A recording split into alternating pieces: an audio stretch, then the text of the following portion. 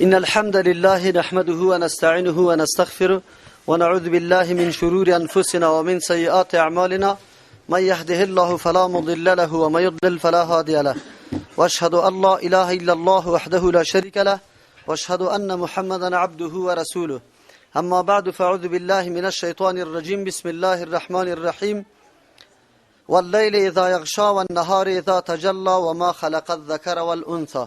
سوره واللیل شروع میشه. این سوره به نام لیل یاد میکنه. الله تبارک و تعالی سری شب هم قسم یاد کرده، اشاره به عظمت یا به او مرتبه‌ای که شب به نزد الله داره. اگرچه به نزد نظر ظاهری مردم چیزی خوب معلوم نمیشه، اما الله تبارک و تعالی در دنیا و مخلوقات خود همه چیزا را که پیدا کرده خالی از حکمت و مصلحت نیست، بلکه دارنده فواید و مصالح خیلی بزرگ است.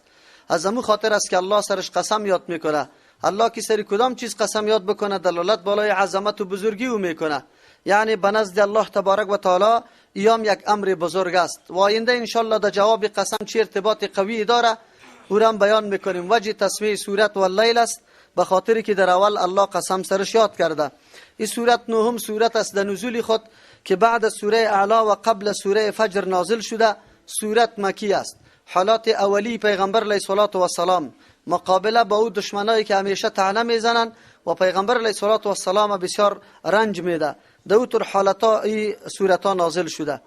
تمرکز مرکزی سورت فرق گذاشتن در بین اعمال است. ان شاء الله که برای ما و شما میایه و مطیع و عاصی با هم فرق داره، مثل که در دنیا در اشیایش تفاوت وجود داره.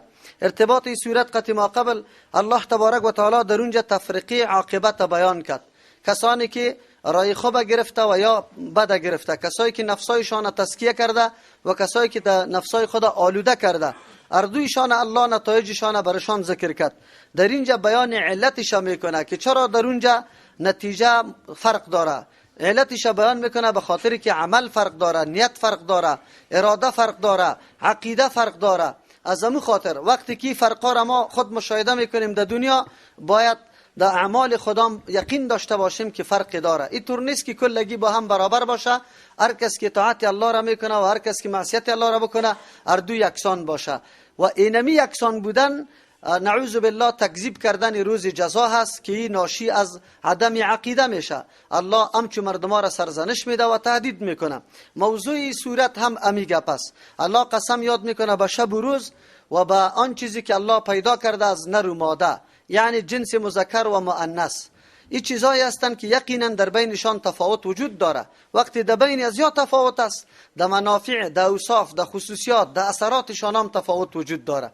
که وقتی تفاوت در این موجود شد، حتما در کردار و عمل انسان ها خامخا تفاوت است. که در عمل تفاوت شد، در نتیجه به طریق اولا و مبرم بدون از اینکه کسی انکار کرده بتونه تفاوت قائل میشه. از همون خاطر هیچ وقت شده نمیتونه مؤمن برابر کافر باشه یا مؤمن متقی برابر مؤمن فاسق باشه. هر کس نتیجه عمل خود خامخا میبینه. و واقعا آیات ها در او زمان خیلی کوبنده بود، خصوصا او مردمایی که در دشمنی پیغمبر برآمده بود تمام قوت ها و نیروهای خود به ضد اسلام خرج و مصرف میکرد. الله تبارک و تعالی در این جوارم تهدید میکنه و ترغیب میده به او مردمی که واقعا نیروهای خود برای خدمت اسلام پیش کرده، مثل ابوبکر صدیق رضی الله عنه که اول مصداقش است و بعد از تا روز قیامت هر کس که در راه ابوبکر رضی الله عنه روان میشه قرآن به کلگی ترغیب و بشارت میده. الله از جمله ما و شما را شمار کنه. بسم الله الرحمن الرحیم شروع میکنیم به نام الله که به اندازه مهربان نهایت رحم کننده است. واللیل قسم به شب، اذا یغشی در آن وقتی که بپوشانه. چی را بپوشانه؟ همه چیز میپوشانه. همه چیز در این شب به مثل یک کانونی که کلگی در او جمع میشه و سر کل چیزا پرده انداخته میشه. این پرده انداختن شب جبری از جانب الله است، یکی از جمله احکام تکوینی الله است که هیچ کس مخالفتش نمیتونه و این حکم الله حکم تکوینی جبری همین معنا را داره که خلافش کسی کرده نمیتونه. از همون خاطر است که الله سرش قسم هم یاد میکنه. شب چی فایده های داره؟ یقینا اگر ما در اسرار و رازهای شب دقیق مطالعه بکنیم تعدیل هواها را، یعنی فضای ما را برابر میکنه. اگر شب نمی بود روز میتور با دوام گرمی اضافه میشد. شما میبینه در روزهای دراز تابستان گرمی در کدام حد میرسه، ولی شب میگیره که از اینمی گرمی ها میکاهه. شب عبارت از اونمو امر اطمینان بخش برای انسان که خواب است، که همه نیروها و قوتهای ما خسته و مانده شده، چشم ما، دل ما، همه چیزای ما الله تبارک و تعالی توسط خواب پس اینمی نیرو یا انرژی را اعاده میکنه بایی. و اگر میتون مسلسل و دوامدار کسی خواب نکنه خود به خود دیوانه میشه، که قبلا در آیات‌های سابقه برش اشاره کرده بودیم. از همون خاطر شبام یکی از جمله نشانه‌های قدرت الله که زیر تصرف الله میو میره. هیچ کس قدرت نداره که روز همینطور باقی بگذاره شب نبیاره، یا شب باقی بگذاره روز نبیاره. در اختیار الله تبارک و تعالی است. و همچنان نشانه نعمت الله تبارک و تعالی است که چه نعمت بر انسان کرده. و النهار اذا تجلی، قسم به روز در آن وقتی که تجلی بکنه، یعنی روشن شوه. روز که سرمایه یا سرچشمه آغاز و حرکت است. تمام موجودات فقط شروع میکنه به حرکت و آغاز زندگی خود. میدان وسیع برای چیست؟ سعی و عمل است که کی است که این عمل میکنه یا نمیکنه. الله ای را روشن گردانیده و این مایه بسیار نعمتای الله تبارک و تعالی است. چرا که ما و شما همه امور خدا، خصوصا امور ضروری و که لا یحتاج است، در می روز ما و شما تکمیل و پوره میکنیم. یا یکی از جمله نعمتای الله تبارک و تعالی است. خو لیکن با وصف که لیل و نهار اردویش از جمله چیزایی است که حیات یا زندگی انسانها بالایش موقوف است. لیکن یک نکته یا راز دیگری هم داره. او راز کدام است؟ اردویش محل و وقت عبادت یا نزدیک شدن به الله تبارک و تعالی است. اوقات عبادت الله تبارک و تعالی که پشت سر بر ما میگه آیت قرآن ان سعیکم لشتا، یقینا شب و روز اردویش میدان سعی و کوشش اینمی مؤمنا و مسلمان است و اینمی مردم است که چه قسم سعی میکنه. البته بندگان الله متنوع است. کسی کافر است نعوذ بالله نه شبش با طاعت الله تیر میشه و نه روزش، و کسی مؤمن است که شب و روز در طاعت الله است. چه خوشبندگانی که واقعا و نعمتهای روزی الله را هم در نظر میگیره و نعمتهای شب الله را هم در نظر میگیره. امیدانه که من یک بنده و مخلوق الله هستم و در نظام الله باید روان باشم، خلاف ورزی زور نکنم. تاسف خود در اینجاست که حالات دیگرگون شده. مردم ها هم شب معصیت میکنن، روز در کسب رزق و روزی خود همیشه پشت حرام میگرده. فریب، دوکه، غیبت، دروغ، ظلم، تجاوز، غصب، این گپا کلشان رواج است. حالی خو مسئله قمار، فحاشی، نعوذ بالله، شراب نوشی، زنا، این گپا خیلی زیاد وسیع شده. از همون خاطر است که امروز میدان مکمل از هر طرف خواهشات است. و کسی باشه که در همچون عصر دامن قرآن بگیره، راه قرآن بگیره و خود حمایه کنه و تقاش و که پشت سر آیت بر ما میگه. این صورت یقینا اگر انسان تطبیق بکند در زندگی روزمره ما، فقط امروز برای ما نازل شده این صورت و ما را درس میده که ما چه قسم عمل بکنیم و دنیا کدام حالت داره. امروز شب امام در معصیت تیر میشه. با تاسف مردم ها اگر هیچ چیزی نداره خود تلویزیون در خانهش است. اگر او هیچ با یک فقیر 5 روپیه دادن نمیتونه، خو اما تلویزیونش تا صبح روشن میباشه، انواع فیلم ها را دش میبینه. افسوس است در حال اینطور مردم. قرآن بعد از او خاطر قسم یاد میکنه الله و ما خلق الذکر والانثى، و به او ذاتی که پیدا کرد جنس مذکر و جنس مؤنث. در حقیقت سعی کننده ها اینمی دو طایفه است، جنس مذکر و جنس مؤنث. در این اوقات چه قسم سعی میکنه این در اختیاری خود بنده ها قرار داره. الله از او خاطر این یاد کرده. تفاوت در شب موجود است، در منافع و اسرار شب موجود است. تفاوت در روز موجود است، در ذاتش، در منافع و در مصلحتایش موجود است. تفاوت در وجود مذکر و مؤنث بالکل موجود است. الله تبارک و تعالی بنیه یا جسم مرد با زن متفاوت پیدا کرده. امی قسم اوصاف یا نیروهایی که در وجود اردو گذاشته با هم متفاوت است. آثار و خصوصیات اردو هم بالکل متفاوت است. خو لیکن اردو گپ نه شب نه روز، نه مذکر نه مؤنث، هیچ کدامش یکی از دیگه مستغنی نیست. شب به روز ضرورت داره، روز به شب ضرورت داره. هر کدامش مکمل یکی دیگه است. مذکر به مؤنث، مؤنث به مذکر ضرورت داره. هر کدام مکمل یکی دیگه است. اگر هر کدام بخیزه یکی را نفی بکنه، نظام زندگی دنیا برهم میخوره. از همون خاطر است که آل سعی کننده ها که جنس مذکر و مؤنث است، الله تبارک و تعالی بر ما میگه که آلی دنیا میدان سعی است، تلاش است. دیده شود که کی سعی و تلاش میکنه. ان سعیکم لشتا. عجیب درس است برای ما. الله میگه دنیا میدان تلاش است. یکی عمل است، یکی سعی. عمل مطلق انجام دادن کار میگه، اما سعی انجام دادن کار به کاوش، به تلاش، به حسابرسی دقیق که عمل به کدام سیستم انجام بدم. مؤمن با امرای کافر فرقش نمیسته. در خوردن نان، در نوشیدن آب، در رفتنش، در بازار گشتنش، با ملاقات قطعی مردم، با زندگی قطعی زن خانواده مکمل حساب دقیق داره. او کاری انجام میده که دو تلاش شده باشه، او منطابق نقشه پیغمبر باشه. او طور نیست که مقصد کار انجام بده. کار انجام بده را الله خوش نداره. لنبلوکم ایکم احسن عملا برای ما گفته. کسی که عملی درست انجام میده میدان سعی است، تلاش است. هر کس مسابقه داره، هر کس کار داره. و الله میگه که این سعی و این عمل کردی شما لشتا چیست؟ مختلف است، پراگنده است. یکی برای خیر کار میکنه، یکی برای شر. یکی مطیع است، مکمل فرمان بردار، یکی بالکل عاصی نافرمان. یکی برای دنیا کار میکنه، یکی برای دین کار میکنه، یکی برای دنیا کار میکنه، یکی برای آخرت کار میکنه. یکی در غم خود و مخلوق الله است و یکی کسی است که نه غم خود و نه مخلوق الله را داره. شما ببینید امروز عمل کردهای همه انسان ها را که شما مشاهده میکنید این همه قسم متفاوت است، جدا جدا روان است. خوشا به حال کدام شخصی که شب فکرشان دهی است که مسلمان چطور نجات داده میشه، دین چه قسم خدمت گذاری میشه، قانون قرآن چطور حاکمیت پیدا میکنه. اما یک آیت قرآن واقعا اگر ما خوب دقیق برش نظر بکنیم برای ما درس عظیم میده. میدان سعی است و سعیتان پیش کنید در ترازی الله و رسول که کدام سعی مقبول است به نزد الله و کدام نیست، کدام سعی ممدوح است، کدام سعی نیست. کوششا را هر کس میداند. دنیا هم برآمده، ما و شما هم برآمدیم، کلگی برآمدیم.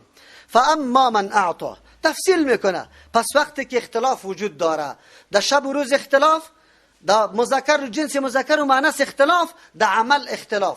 وقتی که در این اختلاف هیچ کس انکار کرده نمیتونه، در نتیجه عمل هم انکار کس کرده نمیتونه. هر کس مطابق عمل کرد و کردار خود چی میکنه؟ نتیجه میگیره، پاداش میبینه. این طور نیسته که خوب کرده ای بد ببینی، بد کرده ای خوب ببینی. این گپ وجود نداره. کی میشه خیر؟ در دنیا خو این سرنوشت ما نمیبینیم، این نتیجه را ما نمیبینیم. ملت های مظلوم ما بیچاره در زیر ظلم های امید مستکبرین جهان سرکوب شده رایسته، خو ما ندیدیم.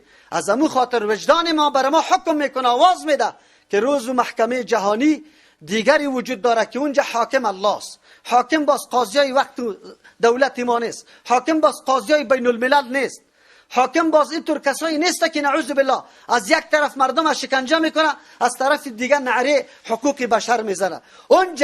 اونجا حاکم الله است، با کسی رابطه ذاتی نداره. لم یلد ولم یولد ولم یکن له کفوا احد. اونجا عدالت قائم میشه. قرآن برات این درس داد. فاما من اعطا، سه برنامه مدار کل ایمان در سه نقطه چرخ میخوره. پشت سر در دیگه صورت ها هم امیگه پا بر ما میاد. فاما من اعطا، پس هرچی او کسی که داد. چی را داد؟ قرآنی را ذکر نکرده که کدام چیز داد. داد تمام چیزه. علم داشت داد، مال داشت داد، قوت داشت داد، نفوذ اجتماعی داشت داد، هر چیزی که قطعش موجود بود داد. چی رقم داد؟ او در جای درست داد. چرا که پشت سر میگه واتقا. دادن خو هر کس میکنه، مالم مردم مصرف میکنه، علمم مصرف میکنه.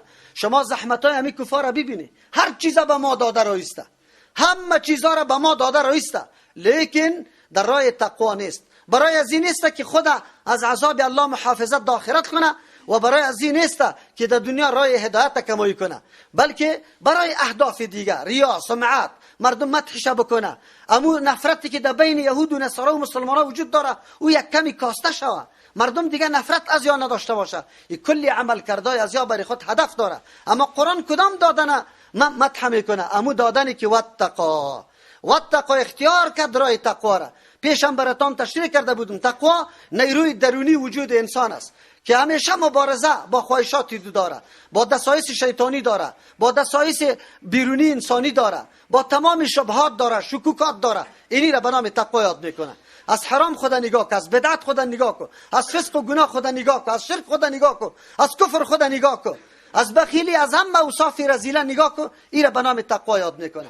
ولی اگر دادن مال باشه، تقوا دیش ایسته که مال حلال باشه، خالص به خاطر رضای الله بدی، او باز پشت سرش من و ازی نباشه که احسان بگذاری یا کسی را اذیت بدی. در راه درست مصرف کنی، در راه بیجا مصرف نکنی که پشت سر آیاتا برای ما تشریح میکنه ان شاء الله. ایرا میگه دادن به تقوا. علم اگر امرایت باشه برای تقوا باشه، علم نباشه که خلاف دین استعمال کنی، مردم گمراه بسازی، مردم طرف شرک دعوت بدی، بدعت دعوت بدی. با تاسف امروز علما دعوای علم داره، اما علم در مسیر تقوا برابر نکرده.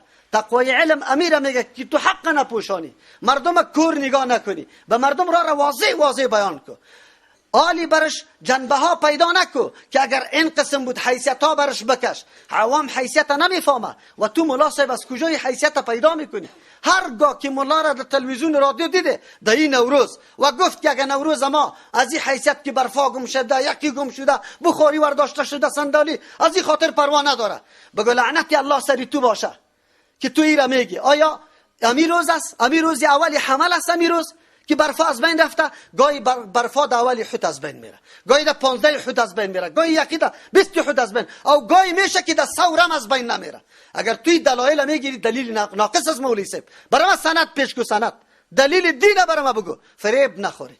یادتان باشه این علمایی هستن که علم خود در مسیر تقوا نگذاشته، علم خود فقط در مسیر رضامندی و خوشنودی مردم گذاشته که مردم به کدام کلمه ما خوش میشه، دولت به کدام کلمه ما خوش میشه. اونمو مردم است و مردم دین نمیخواه و مردم بیدار نمیکنه. قرآن ما را میگه مسیر تقوا اختیار شود. تقوا از الله بترس، الله را حاضر و ناظر بدان در تمام گپای.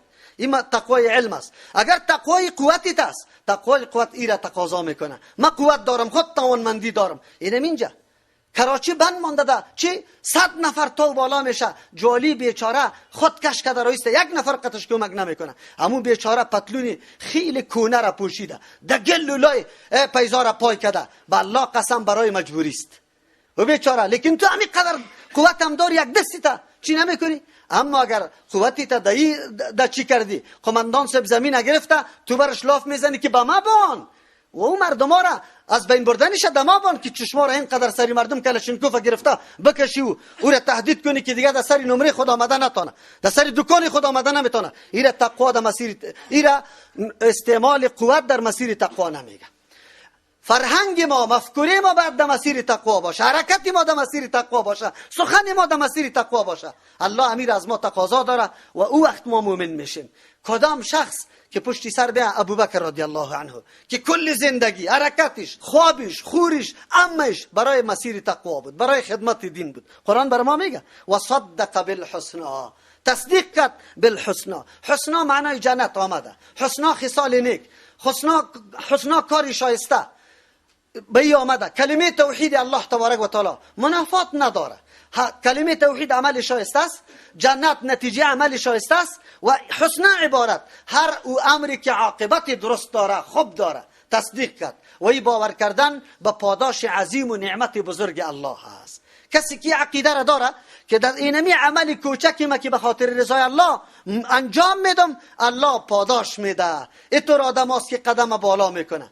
یک امر خوبه ولو که کوچک باشه این حقیر نمیدانه، اگر امر بزرگ باشه این خب به طریق اولا اهتمام میکنه.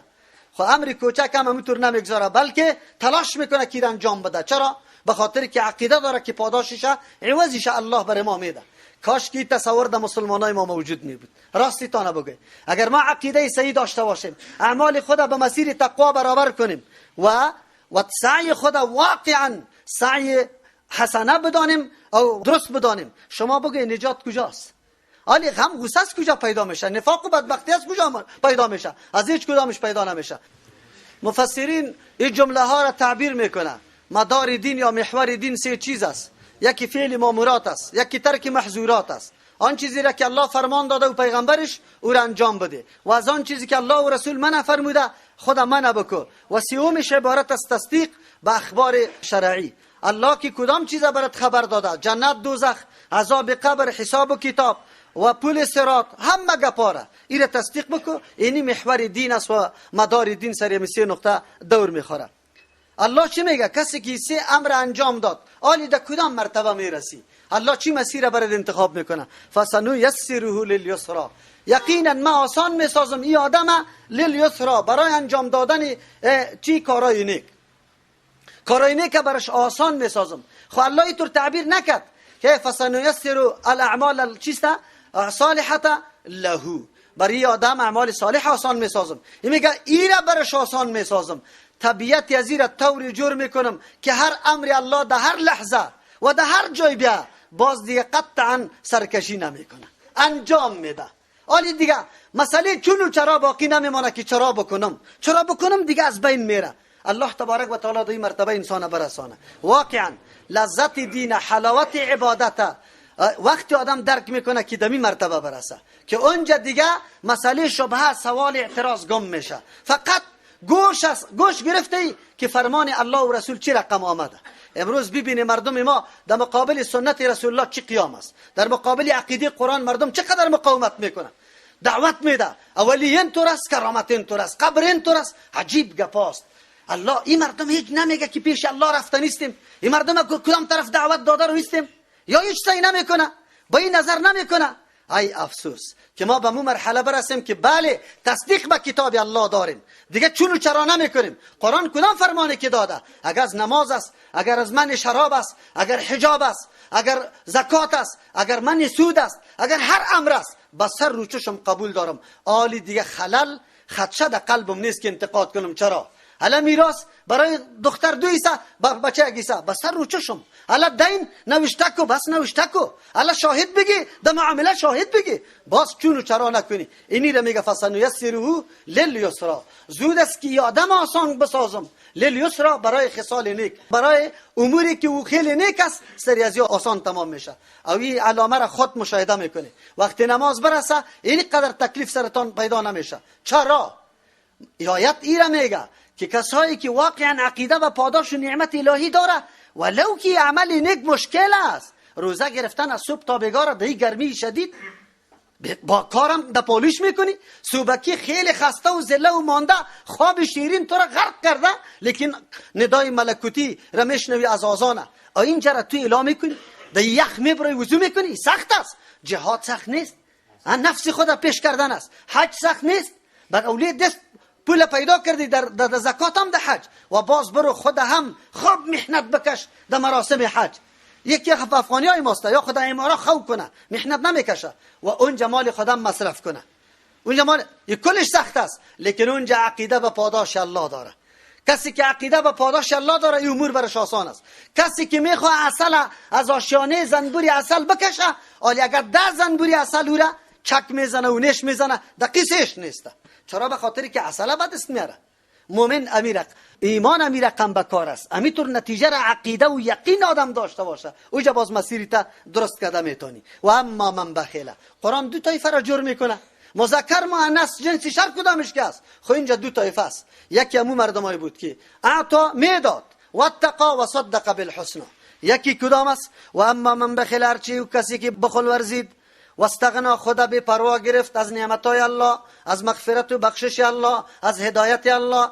عجیب تعبیر است. هر کسی که بخل ورزید، بخیل کسی است که داره یک شی نمیده، و کسی که نداره چی را بده.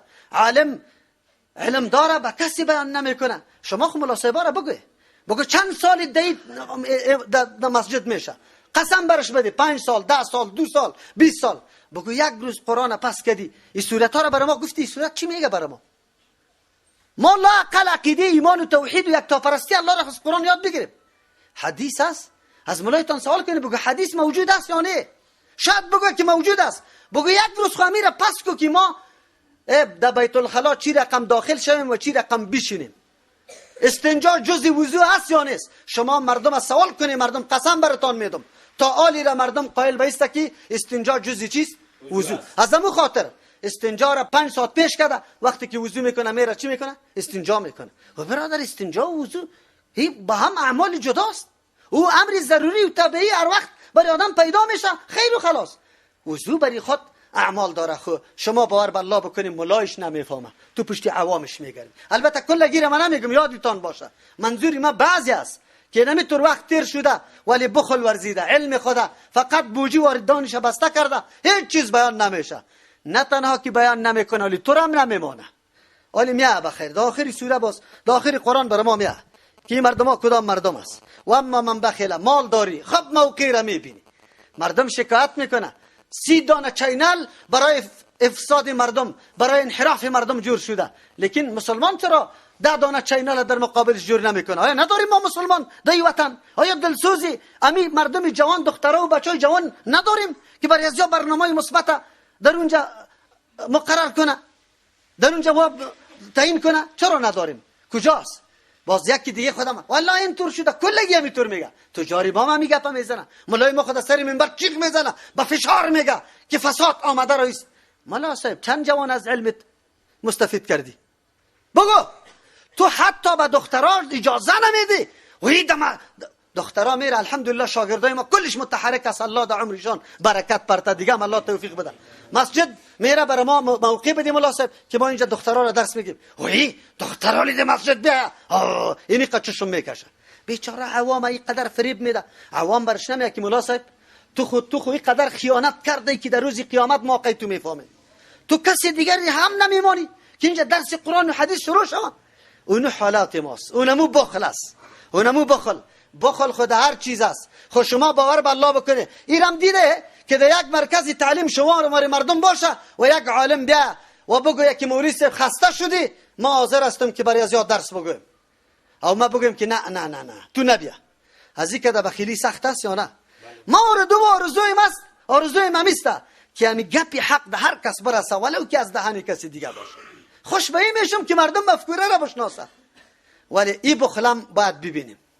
این بخل بسیار سخت بخل است که بری درس قرآن و حدیث میدی لیکن مانعت شوه، میگه اینجا آمده نمیتونی. ما تقریبا در 5-6 مسجد کابل امی کمپاین ترجمه را کردیم. خو الله که رحمت در کدام جای نخواسته باشه نمیره. این خواست الله است. و منطقه که کتاب الله ترجمه شوه که مورد رحمت الله قرار میگیره، الله که نخواسته باشه نمیشه. 5-6 مسجد کلان ما انتخاب کردیم به می خاطر که شما واره برادرها امروز سعی کنی در بیرون نشستی، لیکن در رأسش کی قرار داره؟ حاجی صاحب، در رأسش کی قرار داره؟ وکیل صاحب، در رأسش کی قرار داره؟ ملا صاحب. ان شاء الله در روز قیامت در جاغت دست میپرتیم اگر الله بر ما موقع داد در جهنم روی نکرد ما را. که چرا ما چی میگفتیم؟ غیر از کتاب الله، بیرون از کتاب الله و حدیث پیغمبر چیزی گفتیم ما را دمو ساعت بند کنه و جناب یا حاجی و جناب. لیکن در وقتی که کاری تنظیمت نمیشه، در وقتی که منفعت خودت نمیشه، دین پیش تو فقط در منفعت خودت چرخ بخوره، دیگه تو کدام کاری نداری با دین که دین وسعت پیدا بکنه. ما در 10 مساجد رفتیم برای ما جای نداده، در ترجمه قرآن جای نداده. از این مردم توقع اسلام عموم الله نماز الله اکبر میگه او الله اکبر نمیشناسه. حالا ما چی میگفتیم؟ راست بگیم امروز؟ این امروز چی میگیم؟ کتاب الله است ولی بخیلی میکنه، در مسجد نمیگذاره. این بخیلی دیگه شسای کو مسلمان نمیگذاره که نماز به طریق سنت بخونه، این دیگه بخیلیشون، این دیگه حالشون. و اما من بخیله، بخل تنهایی را نمیگه که کسی سوال کنه پیسه داری نمیدی. بخل در هر چیز است، بخل در علم است، بخل در چیز مال است، بخل در آبرو و عزت است. در یک جای خوب سفارشت میچله، خوب میبینی که میگه پیشام حق است، سفارش نمیکنی، باید سفارش بکنی. تو ندیدی در قرآن کریم برات نمیگه برای ادا و تحمل شهادت هر مسلمان باید بخیزه به 2 پای استاد شوه که حق یک مسلمان ضایع نشوه؟ تو سفارش نمیتی.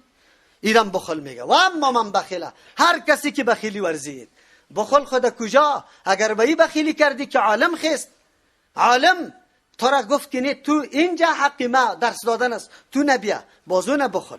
این در کدام حد میرسه؟ واستغنا، این در مقابل چیستا تا اتقاس، این خدا بے پروا گرفت. مستغنی کی را میگه؟ که پورا نیست، خدا پورا میدانه. کامل نیست، خدا فکر میکنه کامل هستم. این را مستغنی میگه. واستغنا، از چی چیز استغنا کرد؟ مال خدا مصرف نمیکنه. خب موقعش است، خب موقع است. شما بگوی اگر اینجا دینمی ترجمه قرآن کریم 10,000 خواهر و یک از 10,000 برادران می آمد، خوب بود یا نه که 100 خواهر و 10 نفر از برادرای ما بیا؟ کدامش خوب بود؟ ما نداریم دی وطن امو کسایی که داد از خیرات و صدقات میزنه کسی یک عالم پیدا شوه برای ما همین قدر بگوید که مولوی صاحب از همین ترجمه قرآن کده هم زیاد ثواب در دیگه جای وجود داره در صدقه. کسی یک عالم پیدا شوه بگوید برای. خود چرا؟ در میلاد پیسا را جمع میکنید، هر جای در بدعتا مصرف میکنید، در ترجمه قرآن کجاست؟ بگوید. ما خود جای پیدا نمیکنیم که بشیریم داد میزنیم از اسلام. بیا قرآن مطالعه کن که قرآن کدام چیزا میگه. و اما من بخیله، کسایی که بخل ورزید، ما کم گرفته خدا، مال خودم مصرف نمیکنه. نفوذ اجتماعی. حاجی صاحب میتونستی که مولا صاحب میگفتی که این مولوی صاحب چی میگه؟ والا ترجمه قرآن شروع میکنه، الله تو را خیر بده، خدمت آبی وضویش در گردن ما، یک بخاری ازومش در گردن ما، بالکل شروع کن. لیکن چی میکنه؟ نه اشکونی که جای ندی، اینجا باز نفر زیاد میشه، وضوخانه اینطور میشه. اینجا بدبختا میان کسایی که در ترجمه قرآن میان باز خودشون در عمر الله اکبر نماز نمیخونه، سری از او پتکه میکنه که اینجا را اینطور کده، اینجا را اینطور کده. عجیب نیست؟ خیر ایتو نگو که ریش سفید خلاص هستم، باور بر الله بکو که در هر مسجد هستی تو مسئول هستی. چرا نفوذ اجتماعی تا در کار نمیگه بری؟ بخیل هستی. واستغنا. خود از ترجمه قرآن چی میدانن؟ بگه پوره میگم ما به هدایت قرآن به ترجمه قرآن هیچ نیازی نداریم. اول طایفه که خود مستغنی میگیره پیراس، پیر صاحبا میگم ما بس اینمی قدر از کاره که خود یاد گرفتیم، این امیرم ما به مردم میگیم دیگه به قرآن و حدیث ضرورت نداریم. چرا؟ از معدن خود میگیریم مردم هدایت میکنیم. ولی دین از کجا یاد میشه؟ واستغنا. دوم، هر کس که گفت که من ایمانم تکمیل شده او بس دیگه ضرورت ندارم، این آدم حتما از راه حق خطا میشه. تو تا آخری عمره لحظه به لحظه اهدینا الصراط المستقیم، به هر رکعت نماز روز میگی یا یک روز میگی؟ به صراط مستقیم پابند باقی ماندن این گپ عادی نیست. پیغمبرم محتاج بود، امیر در دعای خود میگفت. او تو هم همین قسم هستی، ضرورت داری. واستغنا. آدم خدا بی پروا نگیره. بسیار تو فکر نکن که من بس رسیدم، نه، من خودم دمی حالت شما باور بر الله بکنی همین قدر تشنه هستم که من یک دقیقه وقت پیدا میکنم وقتی که در پشت یک کتاب میگردم و نو فهمیدم که بله دروازه برام واز شده، نو باید معلومات حاصل بکنم. نو حالی من میفهمم که لذت قرآن کدام است، لذت دین کدام است. چرا ما آرام نشسته هستیم بس کفایت کردیم؟ از کجا کفایت کردیم خبر داری؟ کفایت از روزی که در سن 7 سالگیم نرسیده بودیم در مسجد در پیش مولا صاحب ما را روان کرده بود. در چند چیز کفایت کرده؟ بنده کیستی خدا، با امت کیستی رسول الله، با ملت کیستی ابراهیم خلیل الله، با چاریاری کیستی، با دوستانی کیستی چاریاری با صفا. 4 کلمه را مکمل ما و شما چی کردیم؟ اکتفا کردیم. خیر و خلاص، دیگه چیز وجود نداره. در عمر 7 سالگی خود مکتب جان انداخته. در مکتب جانم نه درس تفسیر است تا صنف نهم، نه عقیده است، نه حدیث است، هیچ چیز نیست. ترجمه چی لفظ قرآن اونم کدام مولانا را پیدا میکنه بجای از اینکه کلمات صحیح بگه غلط برات تعلیم داده رو است. در 9 سالگی باز صرف بایی را برات شروع میکنه، ضربه از ضرب ضربه نه. او کی یاد بگیره، او کی آشنا به لغت عربی شوه، او کی حالی شما ساعتای قرآن کریمتان در چند رسیده؟ از معارف پرسان کنه. ساعت انگلیسی در چند رسیده و ساعت قرآن در چند رسیده؟ این شما پرسان کنه. بعد از همون خاطر است که میگه در صحنه امتحان پانتون میگفتن که همین 3م بنای اسلام کدام است؟ 3م بنای اسلام تو در صحنه امتحان پانتون یاد نداری. تو باز میری در مملکت فرانسه بورس میاری، اونجا گرگای مستشرق نشسته، از اون طرف هم سوال، از اون طرف هم سوال. یک دفعه میگه این قانونایی که اسلام وضع کرده جنایات است. ولی قاتل مقتول خو بیا از بین رفته، قاتل چرا کشته شد؟ این دزد از فقر و بیچارگی دزدی کرده. و دیگه میگه شهوت سرش با غالب آمده زنا کرده، خیر است. اینا این میراث اینطور است. انواع اعتراضات انتقادات سر اسلام میشه. تو بیچارگک 5 بنای اسلام یاد نداری، پس که بیای کلید اینی قدر پوندی ده سری مولا. حالی دیگه نمیفهمی. مولا صاحب کی سوال کنی؟ مولا 4 کتاب است. مولا 4 کتاب کی گفتی که پیغمبر چرا 9 زن نگرفته؟ ما 4 زن، پیغمبر 9 زن. خود دیگه معلومات نداره بیچاره. پس بری پدرت میگه که بچه‌ت خود دیگه پرچم شد رفت خلاص شد. سری پیغمبر انتقاد کرد. بس دیگه برو تو هم کافر کشید، پدرت هم در مقابلت میزنه، برو بخیر. اینی نتیجه کل مساجد ماست، کل علم ماست که ما اکتفا به مو کردیم و استغنا شدیم. بله ما خب من نکردیم. یک روز پنجشنبه را ما در رمضان از ساعت 5 یا 5 و نیم تا 8 و نیم ترجمه داریم که در کار و باری مردم هم خلل واقع نشه. یک ماه رمضان در یک سال در این زمستان که ما دوره میگیریم صرف به می خاطر که مردم از مکاتب بیکار است، از بعضی دفترها بیکار است، استفاده بکنه. کجاست مردم؟ اما که دوای دین میزنه که یک لااقل اما کلماتی که در نماز میخوان از معنا و مفهومش خبر شود. و استغنا این میطور است. و کذب بالحسنا تکذیب کرد حسنا را. باز ام کل معانی درست است. با پاداش عملی خود تکذیب کرد. هیچ دقیقش نیست که آینده عمل است یا نه. از او خاطر مال نمیده که ثواب برش حاصل شود. کاری خیر نمیکنه. این عقیده را نداره. فسنیسره للعسرى زود است که آسان بسازم للعسرى به کار یا خصلت خیلی دشوار و سخت. کارای سخت مراد از پیرش کارای ناگوار گناه هاست، او را برش آسان میکنم، این را برش آسان میکنم. طبیعت ثانی ازی میگرده. گپای گناه را انجام دادن مثل آب خوردن وری برش معلوم میشه. شما ببینید کسایی که زیاد در گناه غرق است، زنا برش معلوم نمیشه، غصب زمین برش معلوم نمیشه، دزدی برش معلوم نمیشه، قتل نفر برش معلوم میشه.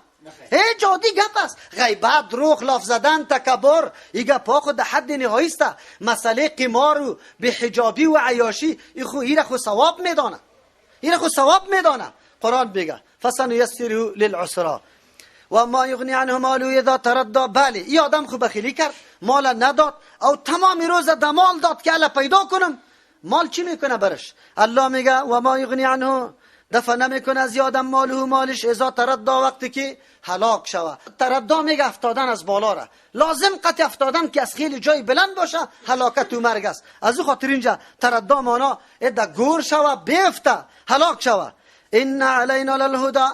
قرآن چقدر واضح بر ما میگه. الله میگه ان علینا یقینا بالای ماست. الله سری خود لازم کرده. ایرال وجوبی تفضلی میگه. سری خود واجب و لازم کردیم که برای شما هدایت بکنم.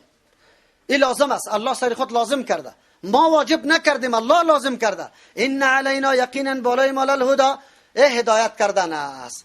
ما دیگه کار نداریم. تصمیم انتخاب و پیشروی و ترقی در دست خودتان است. قرآن میگه ما برنامه هدایت در دستتان میدیم. ان علینا للهدى یقینا بالای ماست هدایت کردن. او کدام است؟ ترغیب میدم او شما را به قرآن کریم. چرا؟ هدایت حاصل میشه توسط یک راه کدام است که ما را در مقصد برسانه؟ بگوی کی است تو؟ قرآن کریم. ذالک الکتاب لا ریب فیه هدی للمتقین هدی للناس ان هذا صراط مستقیما فاتبعوه. او قرآن است. ما را ترغیب به قرآن میده. الله میگه هدایت بر ما است، براتون بیان کردیم در قرآن. از او خاطر ما با قرآن چنگ بزنیم. ما فقط همین قدر میکنیم که یک نمونه را پیدا میکنیم که با قرآن الله این رقم رابطه پیدا کنیم. دیگه حق قرآن پوره کرده نمیتونیم.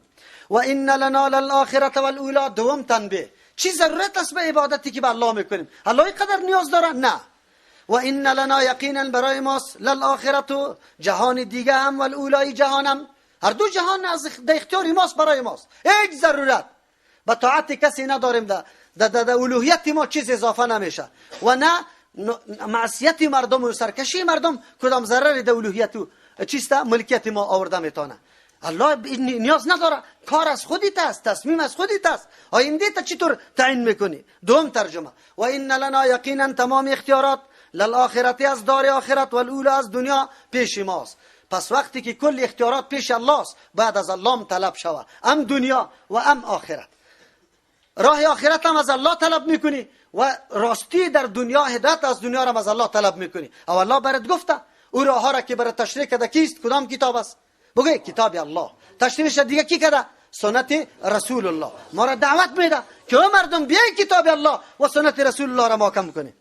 فانذرتکم نارا تلظی. وقتی که گبی طور باشه که هدایت سری الله است، الله برای هدایت ما روان کرد.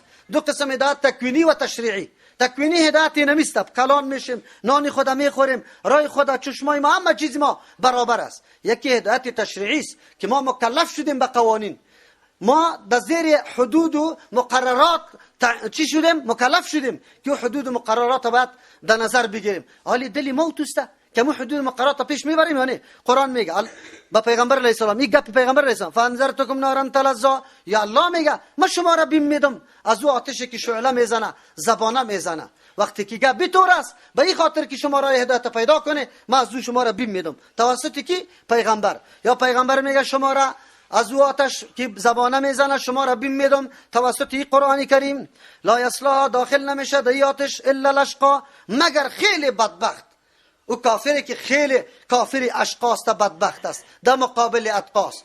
او کسی است که نعوذ بالله شرک و کفر ورزیده. مؤمن گناهکار باز در اینجا از پیشش میبره، ولی این معنا را نداره که مؤمن گناهکار از سر در آتش داخل نمیشه. از همون خاطر یک دلیل مرجئه، کسایی که قائل بودن که کسی گناه میکنه هیچ کدام تاوان برش نمیرسانه، جنت میره، از این آیت دلیل میگیریم اسایی که مراد از اشقا کافر و مشرک است. کافر و مشرک در آتش میره، مؤمن گناهکار نمیره. جوابش غلط است. الله در اینجا تذکره کافر مشرک اعلی را کرده در مقابل مؤمن اتقا که خیلی اعلی مؤمن است. کسایی که مؤمن گناهکار است اونش تذکرهش نکرده و از دیگه آیات قرآن معلوم شده که داخل جهنم میشه. یک جواب است. دوم جواب، اینجا بعضی مفسرین میگه اشقا مراد از اشقا اینجا امو کافری خیلی چیسته، لیکن مؤمن گناهکار در طبقه دیگه آتش میره.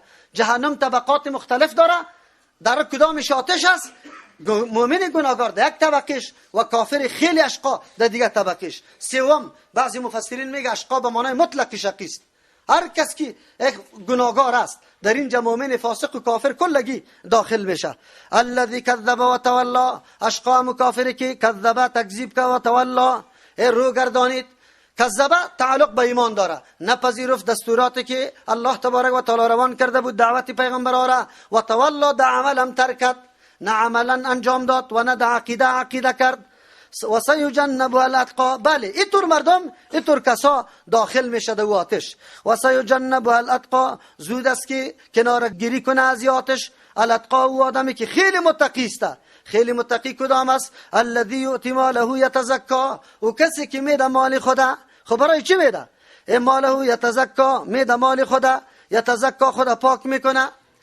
چه رقم خدا پاک میکنه؟ خدا پاک میکنه از هر نوع نعوذ بالله کارای ناروا، خدا پاک میکنه از ریا و سمعت. یا یتزکا خدا پاک میکنه از اینکه نعوذ بالله در ایمانش خلل واقع شود. تزکا هم در مال تعلق داره، هم در عقیده تعلق داره. مال میده به خاطری که صفاتای مذموم درش پیدا نشود، بخل، حرص، گپا که سبب دشمنی در بین مؤمنا میشه. یکی مال میده به خاطری که عقیده به آخرت داره، یتزکا نفس خدا پاک میکنه به خاطری که عقیده به آخرت داره که الله پاداش برش میده. یا یتزکا مال داده رایسته، ایمان خدا پخته کرده رایسته. با دادن ایمان آدم دیگه پخته میشه و این ترغیب است برای او کسانی که مالدار است که مال خدا مصرف کنه تا ایمانشان دیگه پخته شود. و مال احد عنده نیست برای هیچ کسی به نزد طور شخص من نعمت کدام احسان، کسی سرش احسان نکرده تجزا که عوض از داده شود. این آدم مصرف به این خاطر نمیکنه که دیگه کسرش احسان کرده این بدلش میده.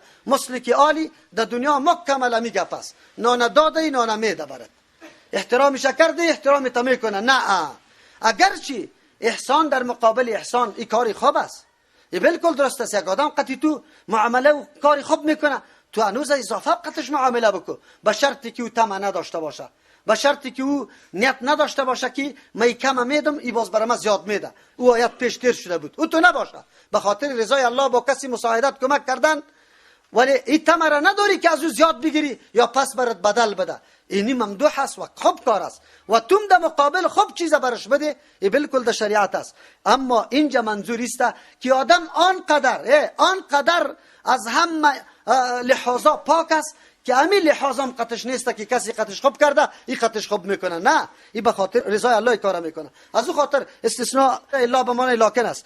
لکن ابتغاء وجه ربی الا ابتغاء وجه ربی الاعلی، این لکن برای طلب کردن وجه پروردگار. ما و شما در عرف خود استعمال میکنیم، بروی توی کار کردم، بروی الله کار میشه، هیچ کدام تاویل مویل نمیکنیم. امو رقم که لایق شان الله است. صفاتی که در قرآن و حدیث میاد مسلک سلف امیستاد صحابه و تابعین که او صفات به الله ثابت میکنی، تاویل، تشبیه، تحریف، تعطیل نمیکنی. با الله ثابت است. یا است که مراد از وجه اینجا الا ابتغاء وجه ربی الاعلی، مگر به خاطر دیدن روی الله که لایقشان است که در روز قیامت دیدار الله نصیب شود، این مصرف میکنه. خو از کدام؟ از پروردگار خود الاعلی که خوب بلند و بالاست. یادم همینطور کرکرانه مصرف نمیکنه، اینقدر آگاهی داره که ای روی پروردگار خدا رب در صفت ربوبیت ای را واحد میدانه که مالک، متصرف، دهنده کلش الله است. مالم الله برام داده، از او خاطر ما باید مصرف کنم، پیش ما باقی نمیمانه. اعلا صفت عالی الله را خوب آگاهی داره، میفهمه که این مصرف ما به جای نمیره، این مصرف ما خیلی نتیجه درست داره، از او خاطر صفات الله را شناخته این کار میکنه. ولا سوف یرضا، زود است که راضی شوه با یک جواب اجمالی که اینطور یک جمله است که کل نعمتای عظیم و بی‌نظیر در ذکر شده. ولا سوف، زود است، یرضا که خوش شوه.